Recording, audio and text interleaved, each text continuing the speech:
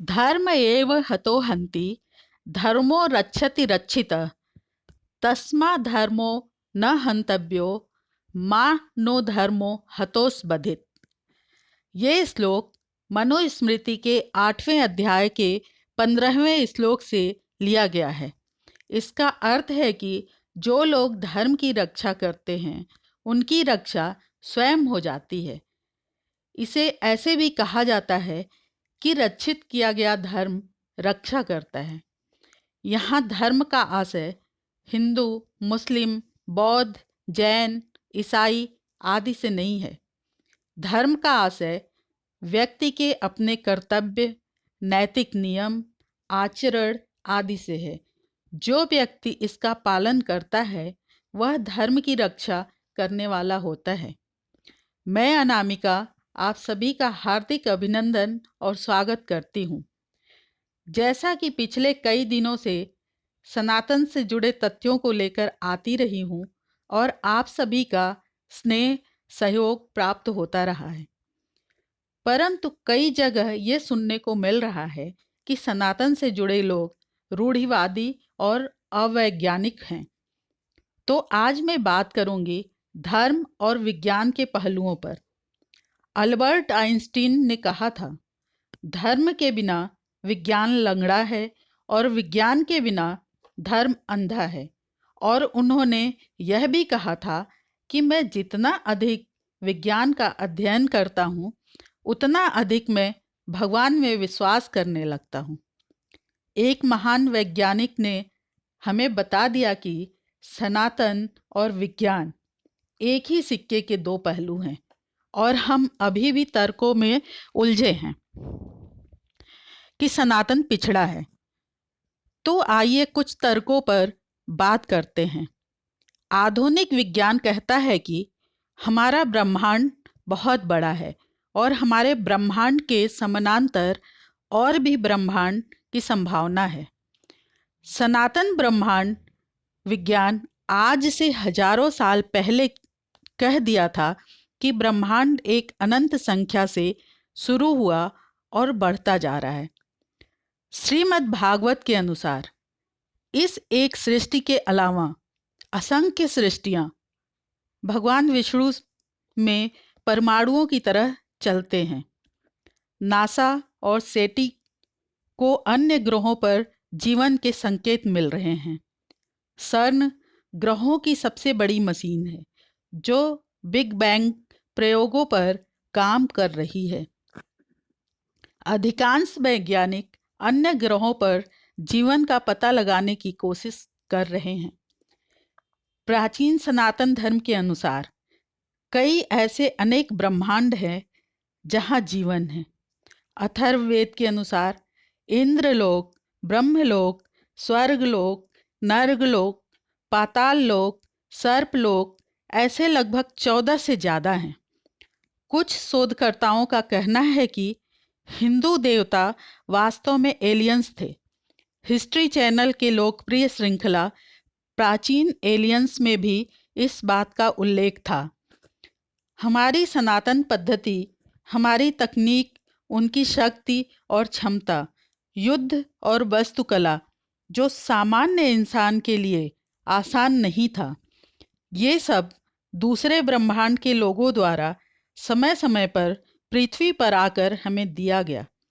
यक्ष कुबेर का पुष्पक विमान, रामायण में रावण द्वारा इस्तेमाल अंतरिक्ष यान का एक बहुत अच्छा उदाहरण है।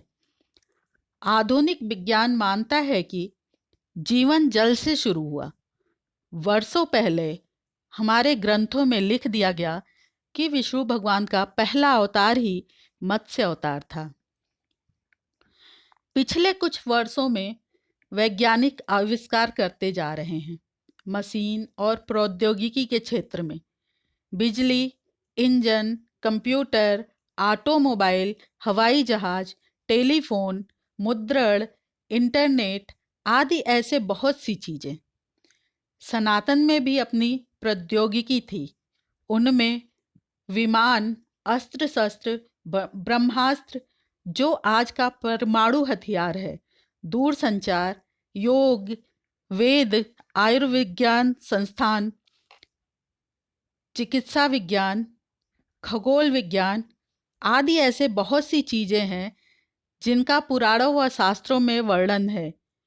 पृथ्वी गोल क्षेत्र है, ये जो विज्ञान बताता है ये सनातन धर्म में हजारों साल पहले बता दिया था। हनुमान चालीसा में जुग सहस्त्र जो जन पर भानु, लिल्यो ताहि मधुर फल जानू, यह दोहा में पहले ही बता दिया गया कि वैदिक अर्थ के अनुसार देखें तो कुल दूरी 153 मिलियन किलोमीटर बताई गई थी। आधुनिक विज्ञान भी इस दूरी को मानता है, जैसा कि आप चित्र में देख पा रहे हैं।